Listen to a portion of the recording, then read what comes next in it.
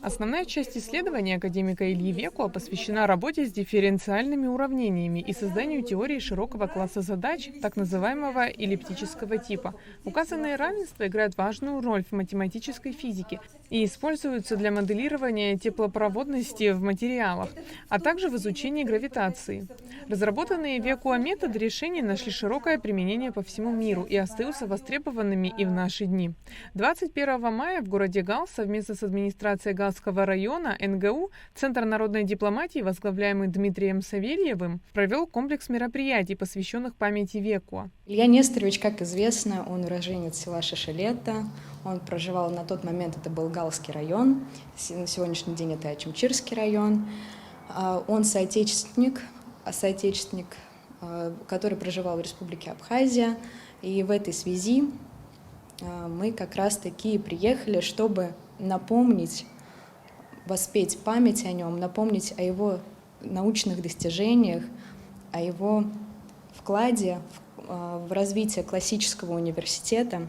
В продолжение комплекса мероприятий, посвященных памяти Ильи Векуа, прошедших в Гале, в ВГУ состоялась лекция от хранителя музея Новосибирского государственного университета Виктории Выборновой. В рамках мероприятия также Новосибирским государственным университетом был преподнесен подарок Галскому району, и сегодня он тоже будет преподнесен Абхазскому госуниверситету.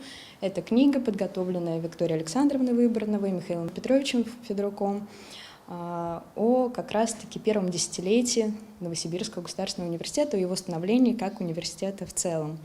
Мы надеемся, что в дальнейшем мероприятия будут продолжаться, посвященные памяти ему.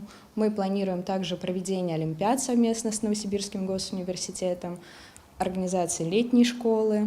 И уже непосредственно в следующем году, в 2027 году, будем отмечать вместе 120-летие со дня рождения Ильи Несторовича Векуа. Необъятная Сибирь с точки зрения ресурсов была и остается ключевым для России регионом. Где ресурсы, там промышленность, а промышленность – это постоянная необходимость в научных кадрах.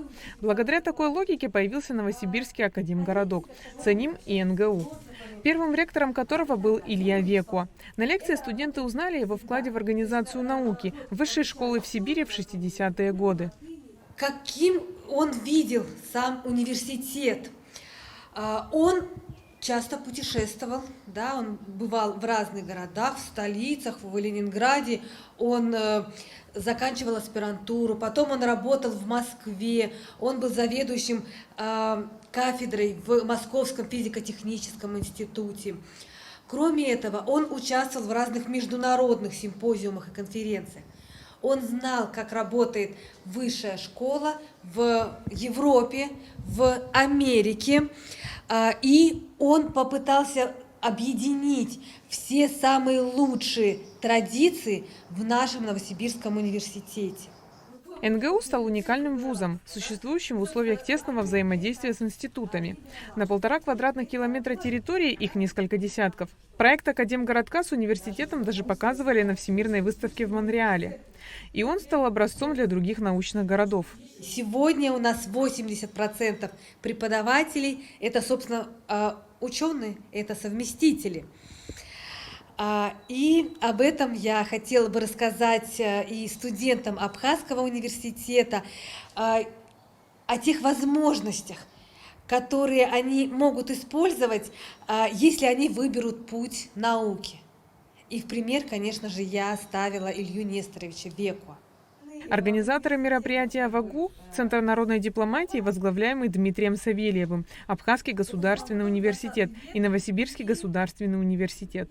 Айлита Арутюняна Храмичева, Абхазское телевидение.